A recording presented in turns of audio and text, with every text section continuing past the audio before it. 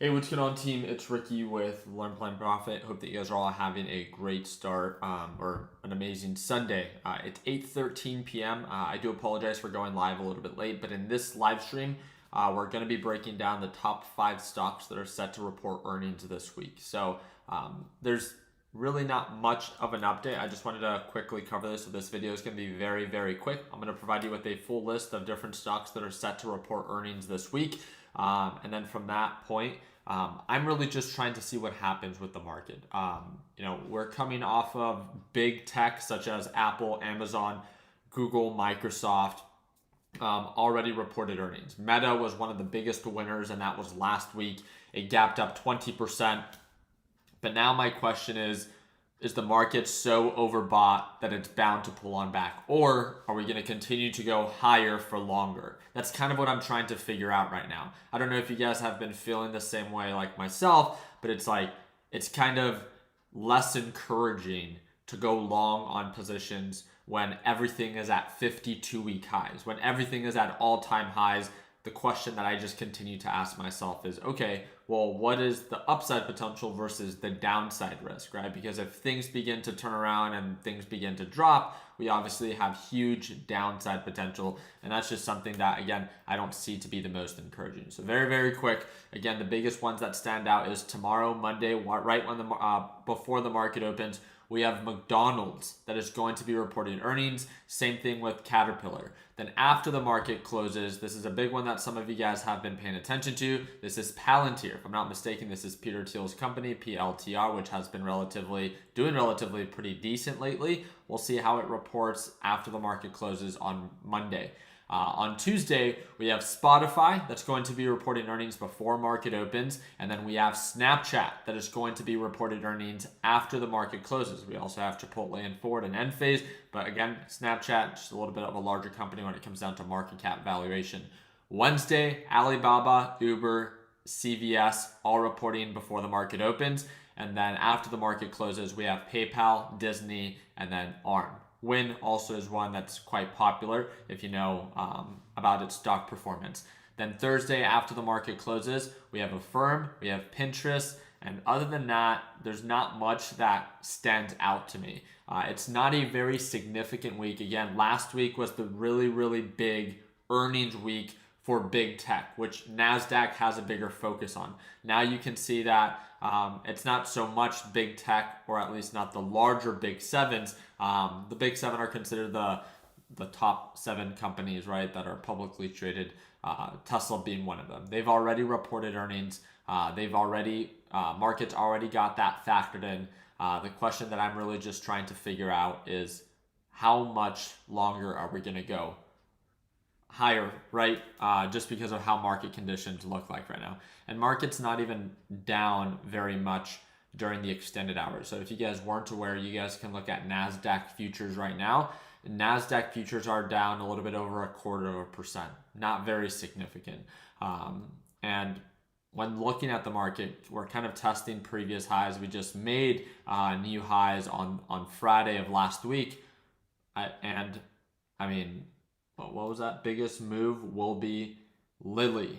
Okay, yeah, if that's what you think, we'll have to look a little bit more into it. But there's just, I don't see much excitement going on with this week. The thing that I'm actually quite interested in, actually now looking at it, is Spirit Airlines. A lot of you guys know that Spirit Airlines has not been performing the best because of the U.S. government stepping in.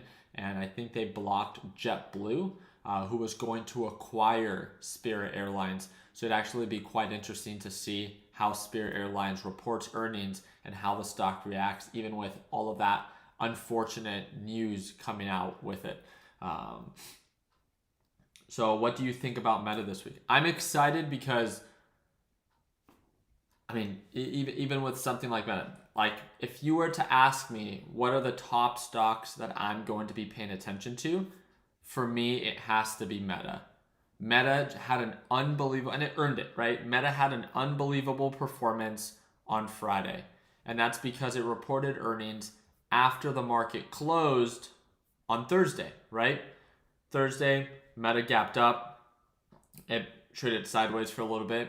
and then it rallied for the greater part of Friday. It peaked at highs of 485, almost 486, and then began to retrace itself. It looks like it was kind of following the NASDAQ market. It kind of lost its hype, right? Anytime anything pushes 20, 25% within a given day, first off, that's amazing. It's not very common, right? Especially not for a trillion-dollar company now, which Meta is now one of them. Meta sits at a market cap of 1.22 trillion. But now the question that I'm really beginning to ask myself is Meta overbought enough that it can correct itself? Or is the news of its earnings and of it paying dividends still so relevant that it's going to continue to go higher for longer? Meta is one of the most important ones that I'm paying attention to this week, because if we do begin to sell off, I would love to re-enter a short position, just making a few bucks as it potentially corrects itself, maybe down to, 440, 450, whatever the case might be. If we see more selling pressure with the NASDAQ market and the NASDAQ market begins to truly correct itself, who knows? Could it drop all the way back down to 400? It's going to be something that we have to, take day by day. When it comes down to the schedule for the Federal Reserve, I'm looking at the overall schedule from the start of this week. It looks like there is going to be a speech from Governor Adriana that's going to be at 11 a.m. Eastern time on Wednesday. Other than that, I don't see anything too significant being released this week. Obviously, there's a series of earning reports that get released on a daily basis. That's something that we'll be covering during our live trading session tomorrow. But yeah,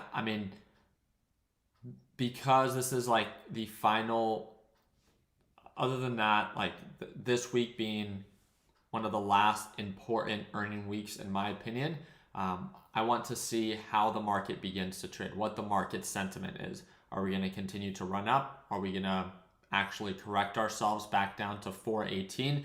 I don't want to jump the gun and enter a position to go long when markets are already so overbought and potentially due for a pullback.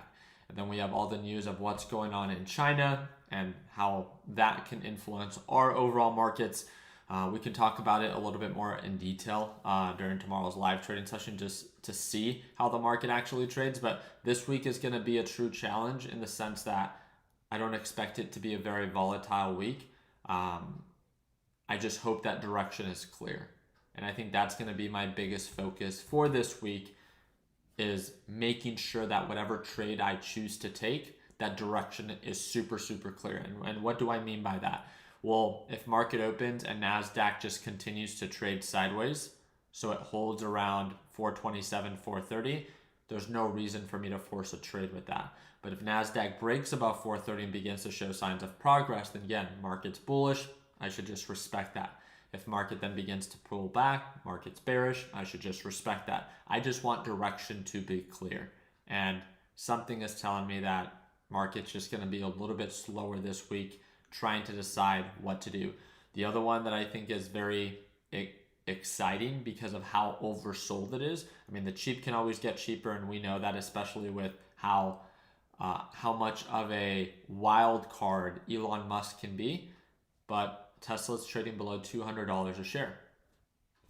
If Elon Musk does move forward with continuing to develop AI and robotics for Tesla, it would be amazing to see this thing break above the EMA and begin to recover. Huge potential. But let me tell you this.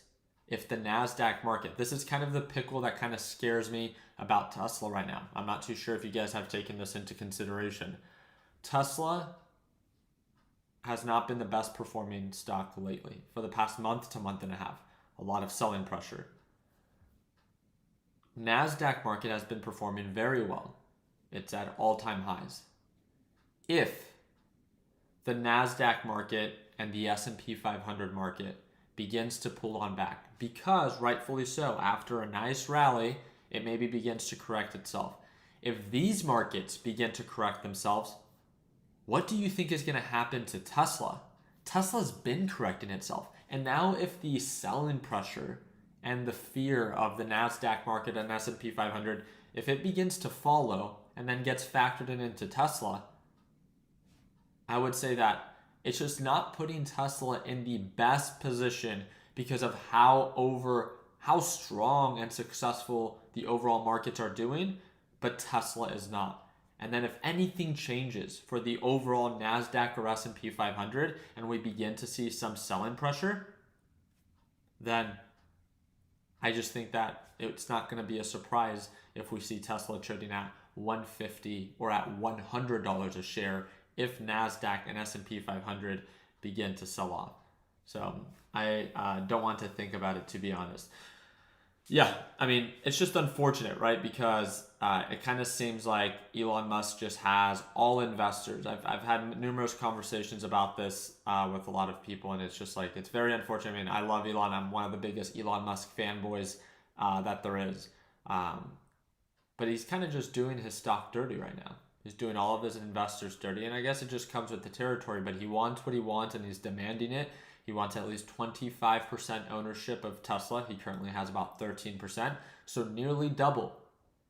And he also wants more voting rights. And he wants these demands. He's making these demands, or potentially he's going to take his talents elsewhere when it comes down to the development of AI and robotics. And this is instilling a lot of fear and uncertainty with Tesla, because if he does do that, you have to think the Optimus robot was something that Elon Musk stated that would take Tesla to become the most valuable company that's publicly traded. That the demand for the Optimus robot is something that is not understood in today's world, but that will one day be what takes Tesla to be worth $5-6 trillion, making it the most valuable company that's publicly traded. So yeah, it kind of just, I feel for big Tesla investors because of how, like, you're kind of just sitting on your hand right now. You're like, dude, come on, don't do us dirty, right? And especially if we begin to see some selling pressure with the NASDAQ market, I think it's just going to be very important to be patient the next few days, the next few weeks, to not make impulsive decisions that you will end up regretting. Other than Tesla, there's not like crazy opportunities. Everything is very overbought, everything is very bullish, but everything is very overextended. So it's not like, the end of 2022 when everything was super cheap and there was a bunch of good deals that you can throw money at anything, and in the next few months it could potentially be worth a lot more. Right now, markets are very overextended. So I'm just trying to be a little bit more careful and a little bit more calculated with what I choose to go long on. And this is why you've seen my sentiment with the market focusing a little bit more on shorting. And it's just in preparation that if markets do begin to pull on back, I don't get caught on the wrong side of the overall market. I'm obviously pretty early, right? Because markets are still doing very, very well. But I'm taking it day by day. There's no reason for me to enter a short position long term when markets are extremely bullish. But I'm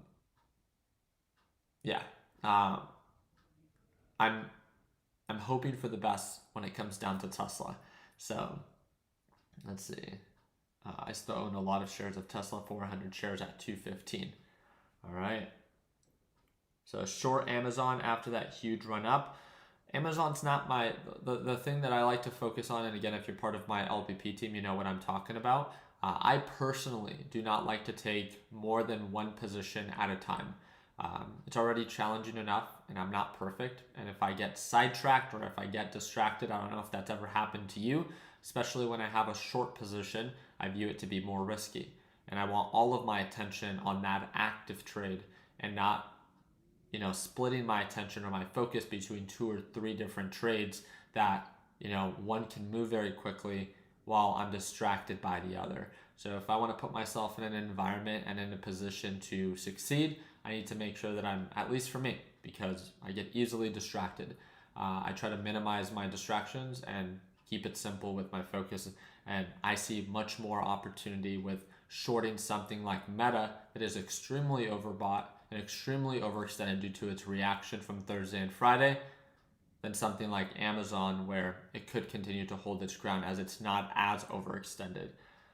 So Tesla Q is Tesla shorts, that is correct. All right.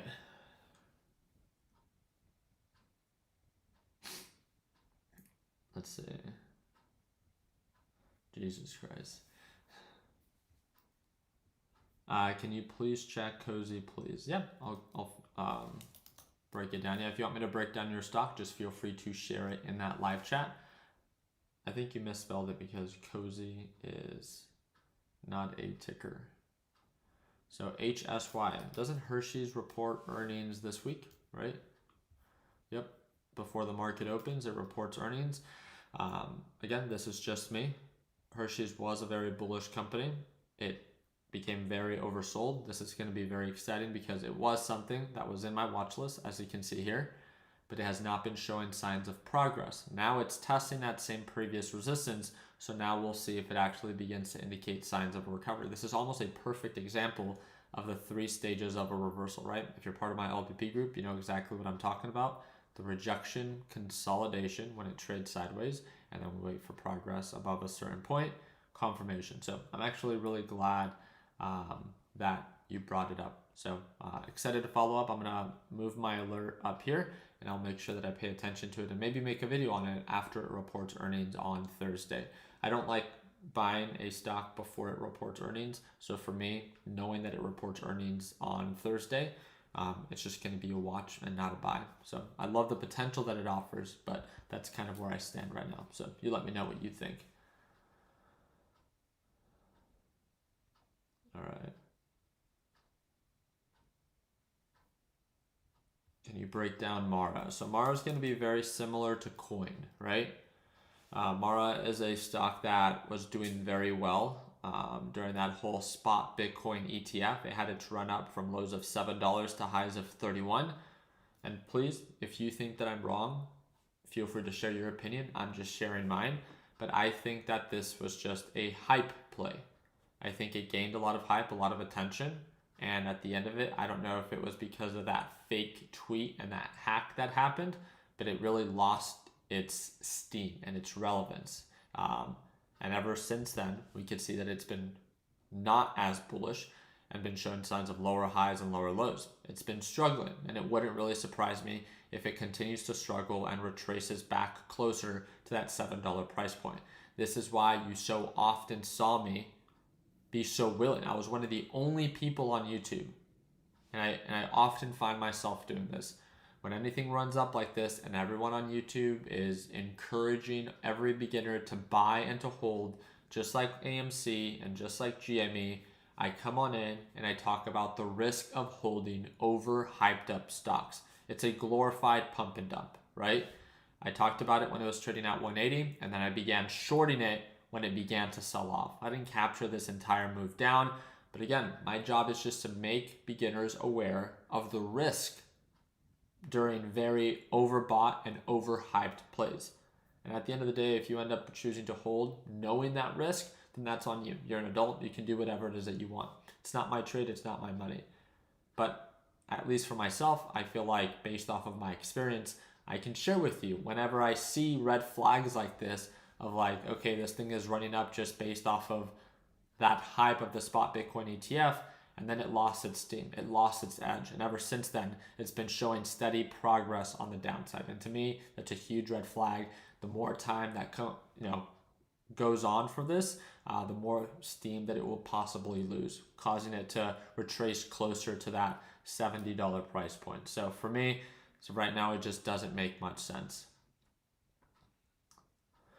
Ricky, that Lambo was sweet. Thanks. Why is no one talking about Lily? I'll break it down. So I can do 2 more breakdowns, and then we will call it a live stream. So, yep, very bullish, very consistent. Wow. I wouldn't want to buy this right now. I'm glad that if you're already invested, I can see why you're invested in this, right? It's very bullish, but for me, it makes no sense to buy it at all-time highs. It doesn't meet my criteria for risk to reward ratios. It's extremely overextended. Anytime that it runs up like this, it always corrects itself. Look at it. Runs up, becomes overbought, corrects itself. Runs up, corrects itself. Corrects itself. Corrects itself. So it's not going to be a surprise that it eventually corrects itself probably down to the moving average. So to me, I would love the idea of locking in profits in preparation for a pullback so I can buy more at lower levels if I choose to. But again, that's just my opinion. Can you break down NIO? Yeah, I'd be happy to break it down for you. Thank you for tuning on in, and I hope that it earned your thumbs up in this video. So, I I often get this question asked a lot about NIO, about Lucid, about Rivian, and they're like EV competitors. For those that are unaware, NIO is an EV company. They make electric vehicles, and they're a Tesla competitor. First off, Tesla's already not even doing well, yet alone NIO is doing horrible. I don't like buying stocks when they're actively selling off. It's it's just like I would say a core principle for anyone, right? Especially when it comes down to, yes, it's very cheap, but the cheap can always get cheaper. The example that I love to give our beginner traders is, yes, $5 is cheap, but just 2 weeks ago it was trading at 6.35, and 6.35 was cheap because 2 weeks before that it was trading at $8, and it shows you that the cheap can always get cheaper. If there's no indication of a recovery or a reversal, stop hoping and just set your alerts and wait, right? Why would you be so willing to jump the gun and throw your money at something that is so consistently losing value? But if you want to chase the bottom of a stock and hoping that you catch it at the overall bottom, then again, be my guest. You're an adult. You can do whatever it is that you want. I'm just telling you that based off of my experience, that hasn't been the best approach when it comes down to either trading or investing in the market. So, are you holding meta puts? I do not trade options. I do not trade options. So no. When it comes down to my meta short, if that's what you're talking about, no. I'm more than willing, especially with the NASDAQ market being slightly in the red.